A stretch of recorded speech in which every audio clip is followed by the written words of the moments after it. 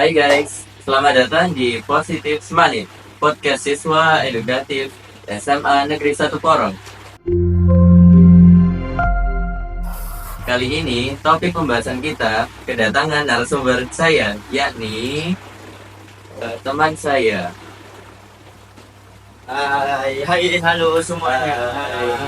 Ya Perkenalan nih, perkenalkan, kenalin dulu dong. perkenalkan ya, nama saya Ahmad Raihan dari kelas 10-6. Di sini saya sebagai teman dari Fahmi ya. Ingin bercerita ya, ingin Kita sama nama Hayati ya. Iya. Siapa sih Laksamana Malahayati itu? Nah, ini dia. Iya. Jadi Laksamana Malahayati ini adalah sosok pahlawan perempuan di Indonesia. Nah, jadi hari ini aku nih ya ingin berbagi kisah tentang sosok perempuan hebat dari masa lalu yang mungkin belum banyak diketahui oleh orang lain. Bahkan kita masuk ya kita dunia ya sama-sama Iya. Hayati. kita tanya ke guru kita sendiri, siapa sih Laksamana Malahayati itu, bahkan beliau tidak Ada tahu. yang nggak bisa jawab. Iya. Nah, jadi namanya adalah Laksamana Malahayati atau nama aslinya itu Keong Malahayati. Nah, beliau ini lahir di Aceh pada tanggal 1 Januari tahun 1550. Pada saat itu beliau atau ayah beliau ya, itu adalah panglima besar di Aceh, di Kesultanan Aceh. Jadi dulunya dia itu orang yang sukses ya pada masanya. Iya, jadi Dari keluarga bakal ya. sejak kecil memang Laksamana Malahayati ini memang sudah terbiasa dengan istilah militer. Oh jadi begitu. Iya. Pada saat itu Laksamana Malahayati menempuh pendidikan nih. Dia diberi kebebasan untuk memilih pendidikan. Nah, karena beliau lahir dari keluarga bangsawan militer, maka pada saat itu Malahayati ingin menempuh pendidikan akademi militer di Turki. Jauh juga ya. Kenapa Iya. harusnya di Turki? Akademi militer di Turki ini bernama Ma'had Baitul Maqdis. Nah, pada saat itu akademi militer itu di bawah pimpinan Kesultanan Ottoman, dan Kesultanan Ottoman pada saat itu adalah menjadi kesultanan atau kerajaan yang sangat berpengaruh bagi dunia, yang sangat kuat bagi dunia. Jadi Laksamana Malahayati di sana itu tidak hanya menempuh atau belajar militer saja, tetapi di sana Malahayati itu ditempa dan dilatih kepemimpinan. Nah, dari sekian banyaknya prajurit di sana, siswa-siswa di akademi militer di sana, hanya Laksamana Malahayati yang dilatih kepemimpinannya. Oh jadi di sana dilatih dulu, baru dia belajar banyak di situ dulu dari akademi militernya. Ya, habis itu dia pulang ke Aceh. Dia sebagai keluarga bangsawan biasa. Nah, setelah Malahayati beranjak dewasa, dia menikah dengan salah satu prajurit Aceh. Jadi pada saat itu kan memang lagi perang-perangnya. Nah, suami dari Malahayati ini pada saat pertempuran dengan armada perang Portugis. Jadi armada perang Aceh melawan armada perang Portugis. Nah, pada saat itu suami dari Laksamana Malahayati gugur di medan pertempuran itu. Jadi itu membuat Laksamana Malahayati sangat terpukul pada saat itu, dan muncullah benih-benih kedendaman. Jadi Malahayati sangat dendam sekali kepada penjajah. raja.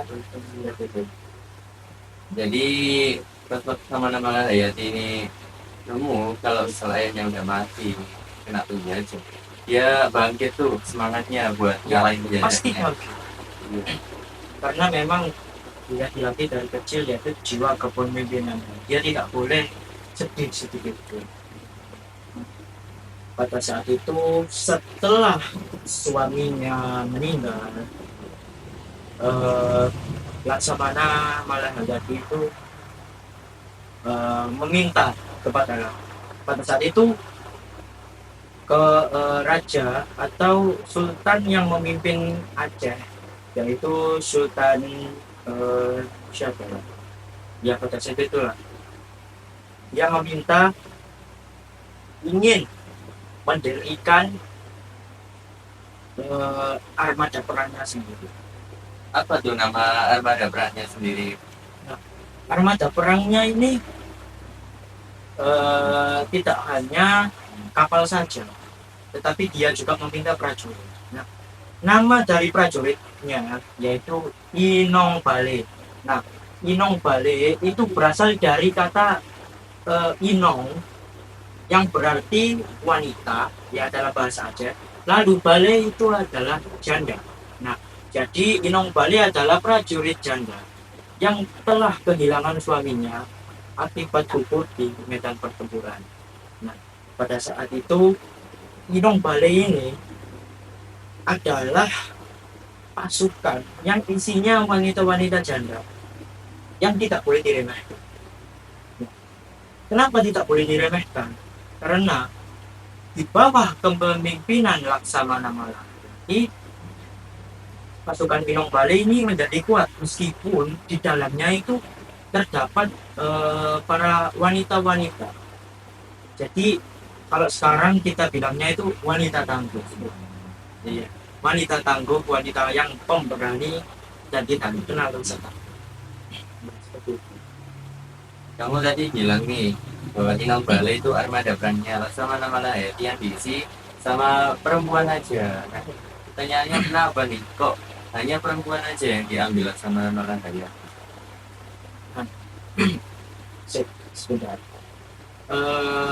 Kenapa Laksamana Malahayati itu Perempuan ya di Laksamana.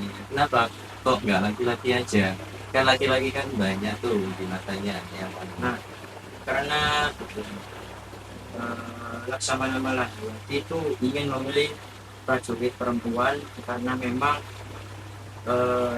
karena sesuai dengan gaya kepemimpinannya, karena memang itu sesuai dengan kisah hidupnya Laksamana Malahayati yang ditinggalkan oleh suaminya kita tutup di medan pertempuran.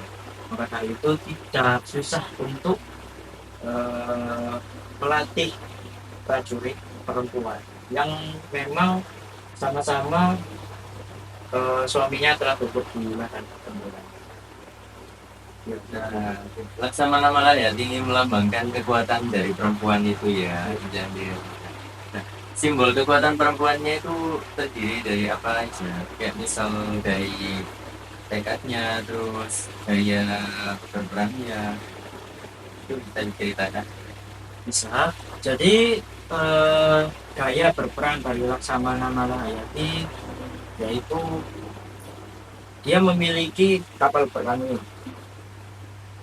Dia itu hanya ingin fokus mengusir penjajah dari tanah air kita, dari Nusantara. Karena memang pada saat itu banyak sekali penjajah yang datang ke negara kita, ya datang ke Nusantara. Dan saya mau cerita nih, aku mau cerita nih. Ini salah satu kisah yang paling ikonik dari Laksamana Malahayati. Kamu tahu Cornelis de Houtman? Ya, mungkin juga. Iya. Sampai. Cornelis de Houtman ini adalah pasukan Belanda atau orang Belanda yang pertama kali menginjakkan kakinya di Nusantara kita. Dia ingin berdagang di situ. Nah, pada saat itu Laksamana Malahayati kan memang sudah tidak suka dengan penjajah, maka dia memutuskan untuk perang dengan Belanda. Tapi begini, kalau misal Cornelis the Hoodman ini pertama kali menginjakkan kakinya di Nusantara. Kenapa kok? Ayahnya itu sudah berperang melawan penjajah dan gugur di sana. Bukankah seharusnya sebelum Laksamana Malayati menjadi Laksamana itu, dia tidak bertemu penjajah pertama di Nusantara ini? Karena begini, dari dulu memang Nusantara kita ini sudah dipenuhi oleh penjajah yang memang tujuannya hanya untuk berdagang. Tapi lama kelamaan dia itu memainkan sistem monopoli, yang dimana itu akan merugikan Nusantara kita, warga-warga Nusantara kita, yang dimana memang pada saat itu sangat susah sekali untuk berdagang, karena memang dagangannya dimonopoli. Kenapa Laksamana Malahayati itu berperang melawan Belanda? Karena memang pada saat itu posisi Laksamana Malahayati itu masih belum menjadi laksamana.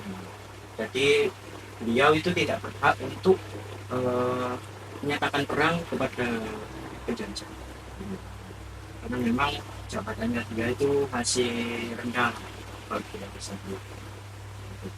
Jadi menurut Anda nih, setuju atau enggak kira-kira Laksamana Malayati ini dinobatkan sebagai pahlawan nasional di Indonesia? Iya, Dengan cinta tanah airnya sendiri.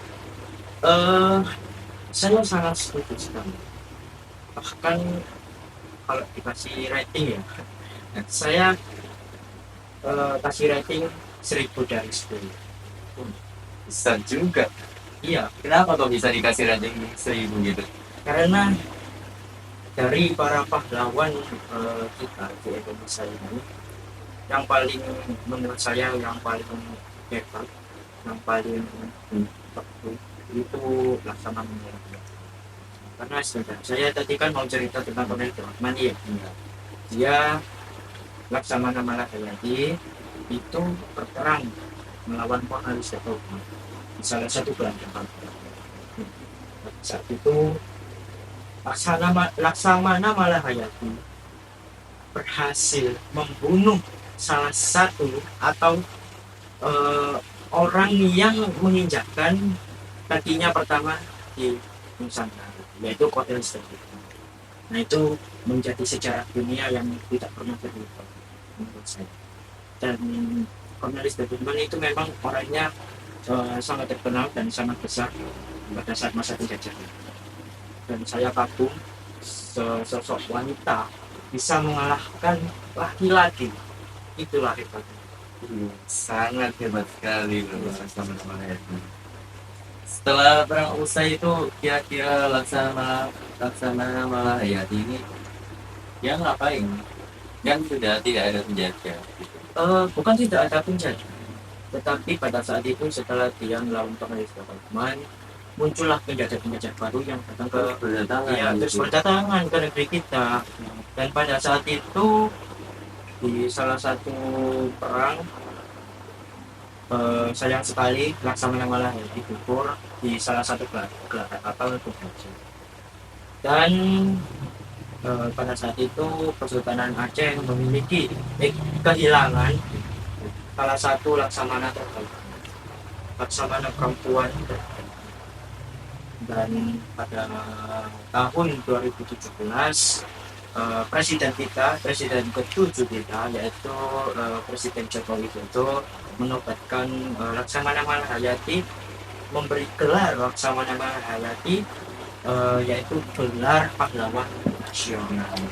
Jadi nah usai Laksamana Malayati dikubur nih, dia ninggalin apa aja buat kita? Apa yang bisa kita pelajari dari kegigihannya Laksamana Malayati? Nah, jadi sosok Laksamana Malayati ini patut kita contoh, khususnya perempuan di Indonesia. Kenapa? Karena kita bisa lihat perempuan Indonesia saat ini itu hebat-hebat. Ya, ada yang menjadi pemimpin perusahaan, CEO, mulai dari bupati, gubernur, bahkan presiden kita. Ya, ada yang perempuan. Itulah mungkin salah satu contoh yang kita bisa ambil dari sikap kepemimpinan dari Laksamana Malayati. Ya karena Laksamana Malahayati ini memiliki kepemimpinan atau sikap kepemimpinan yang sangat besar sekali dampaknya. Iya, dia punya rasa kepemimpinan yang besar. Buktinya dia bisa apa mengikutkan perempuan-perempuan Indonesia menjadi armada. Iya, sangat Sangat sangat besar sekali.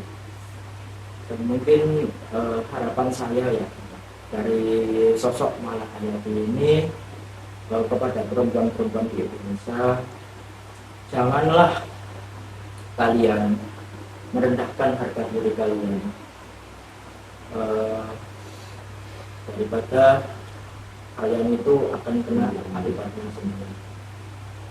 Jadi jadilah wanita yang memimpin, wanita yang memiliki sifat pemimpin, karena sifat pemimpin itu nanti akan dibutuhkan di masa depan, karena memang sikap kepemimpinan ini sangat jarang ditemui oleh perempuan, yang memang rata-rata pada saat ini ya sifat kepemimpinan itu hanya dipasrahkan oleh laki-laki. Ya, seperti itu. Jadi ya itu pesan saya, hargailah diri kalian, jangan merendahkan diri kalian, tetap bersifat kepemimpinan, dan pelajarilah siapa itu sosok Laksamana Malahayati. Baik. Terima kasih atas cerita yang Anda bawakan, ya.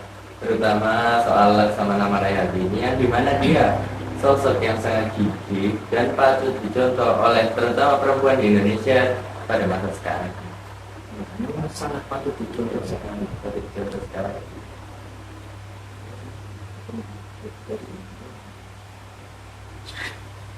Ya, jadi Tidak aja ya, guys, ya. ya jadi segitu aja. Di podcast siswa edukatif ini, terima kasih juga kepada teman saya yang sudah menjadi narasumber kali ini, Ya. dan semoga kalian Sama-sama. terhibur dan juga membawa manfaat kepada kita semua. Terima Ingat kasih. guys ya, hargai diri kalian sendiri, Nah, jangan itu, jatuhkan harga diri kalian. Oke, buat perempuan-perempuan di Indonesia sana, tetap semangat, tetap menjaga sifat kepemimpinan kalian, karena sifat kepemimpinan itu akan bermanfaat bagi kalian di masa depan. Jangan kalah sama laki-laki ya. Baik, Ya. segitu. Terima kasih. Wassalamualaikum warahmatullahi wabarakatuh.